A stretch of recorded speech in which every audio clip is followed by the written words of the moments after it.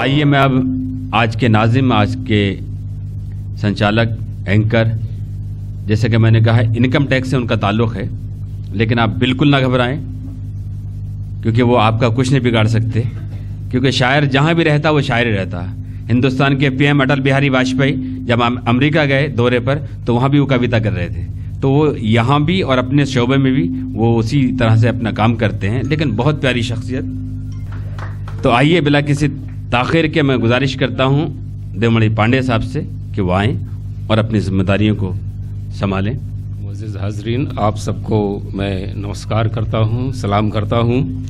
और कोई भी नेक काम हो, अगर ऊपर वाले का आशीर्वाद मिल जाए, उसकी दुआ मिल जाए तो हम कामयाबी के मुकाम पे पहुँच जाते हैं। तो बस एक शेर, बहुत खूबसूरत शेर है लेकिन मुझे शायर के नाम का नहीं पता है। उसने लिखा है शायर ने कि ये मत कहो खुदा से मेरी मुश्किलें बड़ी हैं, ये मत कहो खुदा से मेरी मुश्किलें बड़ी हैं, कह दो ये मुश्किलों से मेरा खुदा बड़ा है। ये मत कहो खुदा से मेरी मुश्किलें बड़ी हैं, कह दो ये मुश्किलों से मेरा खुदा बड़ा है। तो दोस्तों, हम लोग एक ऐसे महफिल में बैठे हैं कि जिसे कवि सम्मेलन और मुशायरा नाम दिया गया है, जिसमें कवि भी शामिल हैं और शायर भी हैं, शायरात भी हैं। तो एक कवि सम्मेलन की परंपरा है कि लोग तालियां बजाते हैं और एक मुशायरे की परंपरा है, लोग बहुत खूब करते हैं, इरशाद और मुकर्रर करते हैं।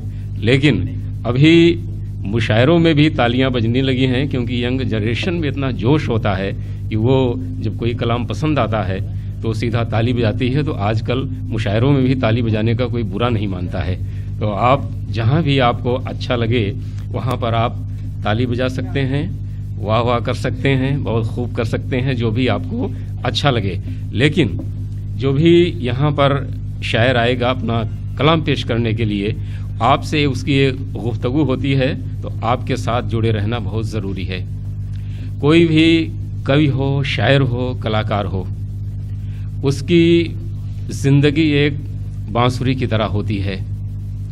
आप जानते हैं कि बांसुरी के जिस्म में जलती हुई लोहे की कीलों से सुराख किया जाता है और उसके बाद उसमें से बहुत सुरीली आवाज़ निकलती है। हमारे मुंबई शहर के एक बहुत मोहतरम शायर हैं जनाब ज़फ़र गोरखपुरी साहब, उनकी 4 लाइन की एक नज़्म है कि बांसुरी में और मुझ में फ़र्क कुछ नहीं बाबा, ज़ख्म उसके सीने में, ज़ख्म मेरे सीने में। बांसुरी में और मुझ में फ़र्क कुछ नहीं बाबा, ज़ख्म उनके सीने में, ज़ख्म मेरे सीने में, ज़ख्म पाकर वो भी खुश, ज़ख्म पाकर मैं भी खुश। ज़ख्म पाकर वो भी खुश, ज़ख्म पाकर मैं भी खुश, वो भी गीत गाती है, मैं भी गुनगुनाता हूँ, ज़ख्म देने वालों पर वो भी मुस्कराती है, मैं भी मुस्कराता हूँ। ज़ख्म देने वालों पर वो भी मुस्कराती है, मैं भी मुस्कराता हूँ। और जहाँ तक हिंदी उर्दू की बात हो रही थी, ये आप सुन चुके होंगे, एक शायर हैं खामखा हैदराबादी, उन्होंने हिंदी की तारीफ में 4 मिसरे कहे कि अगर हो फूल तो डाली भी भली लगती है, और शक्ल अच्छी हो तो काली भी भली लगती है। ये खामखा हैदराबादी साहब के लाइनें हैं कि अगर हो फूल तो डाली भी भली लगती है, शक्ल अच्छी हो तो काली भी भली लगती है, और प्यार के बोल भले लगते हैं हर भाषा में, अगर हो हिंदी में तो गाली भी भली लगती है। प्यार के बोल भले लगते हैं हर भाषा में, अगर हो हिंदी में तो गाली भी भली लगती है। मतलब इतनी हिंदी मीठी ज़बान है, उसी तरह उर्दू एक शीर ज़बान है। पूरी दुनिया में इतनी पसंद की जाने वाली शायरी शायद किसी और ज़बान में नहीं है। तो एक 4 मिसरे उर्दू के सम्मान में कि इस कदर ख्वाब महके कि दिल की ज़मीं, जैसे फूलों की कोई रिदा हो गई।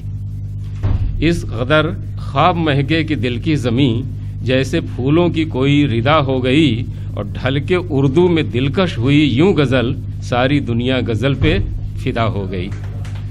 ढल के उर्दू में दिलकश हुई यूं गज़ल, सारी दुनिया गज़ल पे फिदा हो गई।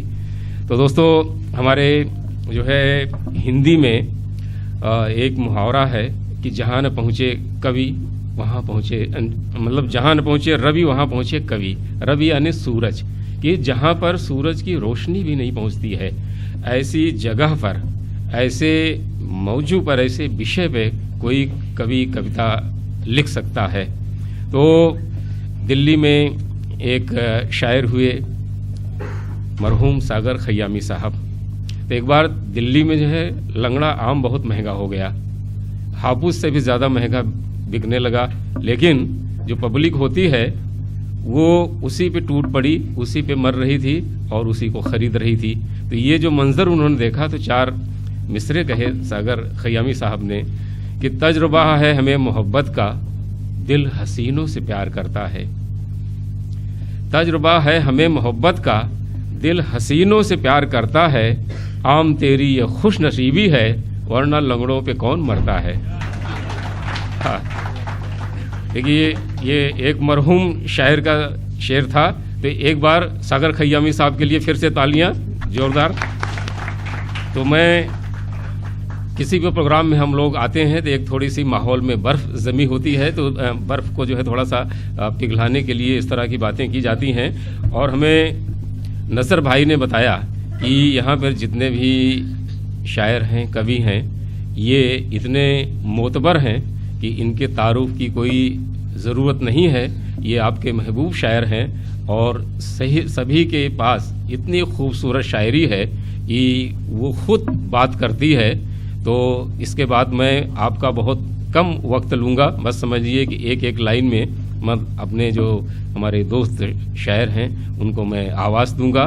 तो इस महफिल मुशायरा का, कवि सम्मेलन का मैं आगाज़ करने के लिए आपके बहुत प्यारे शायर आलम निज़ामी साहब को आवाज़ दे रहा हूं कि कृपया वो डायस पर तशरीफ़ लाएं और अपने कलाम पेश करें। आइए।